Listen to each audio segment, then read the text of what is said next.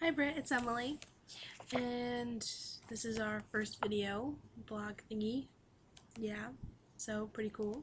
So you had me read the first chapter of The Wasp Factory. Da-da-da. And it was kind of an odd chapter because you meet Frank, the main character, and he lives in, I'm pretty sure it's Scotland. I can't remember, but I'm pretty sure it's Scotland. Yep, Scotland. Just found it.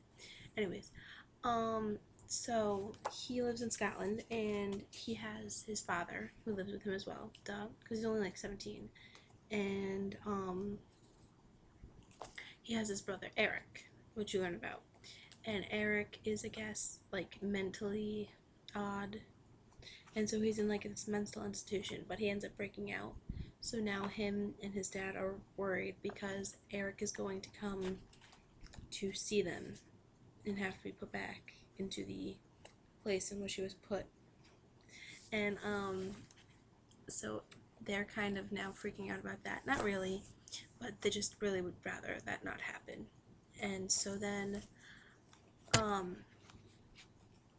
you also learn that it talks a little bit about the factory, but I feel like the factory, the wasp factory, is like his room.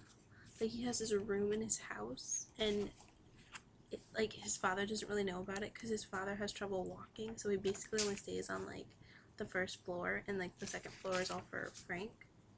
And he talks about how like it's his own secret little hideaway place. I think I'm not 100% positive yet. I'm sure I will find out though. But he talks about that being the factory and like how the factory tells him to do stuff. Like he says like on the first page, I already knew something was going to happen. The factory told me. Like the factory can't tell you anything.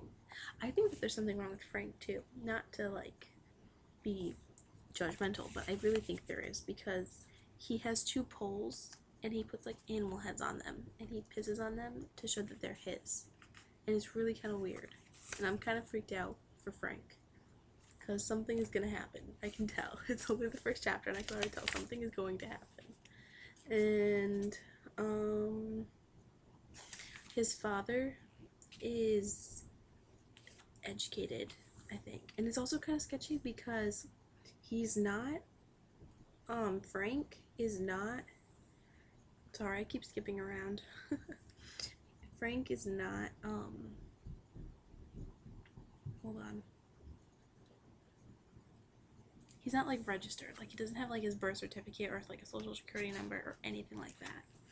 And it's legal. It's illegal. He said that. And that's kind of sketchy. And then his dad, but his dad like educated him with like books and everything. And he also is like up to date with all of his shots or whatever. I don't know. And so, but his dad like tells him lies about like all this stuff. Like he talks about where is it? He says, "But I am educated." Blah blah blah blah blah.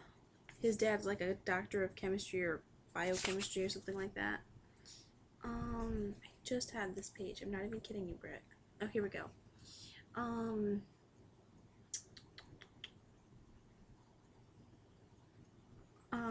He believed that Pathos was one of the Three Musketeers.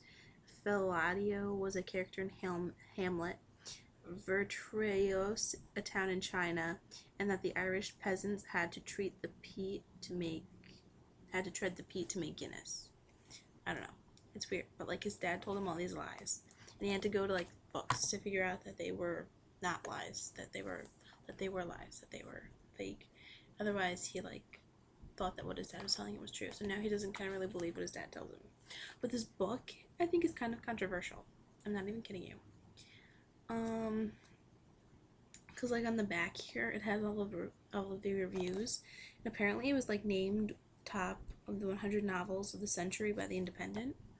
But then the Times in London calls it rubbish. I'm not even kidding you on the back. And we'll see what happens. All right, talk to you later, Britt.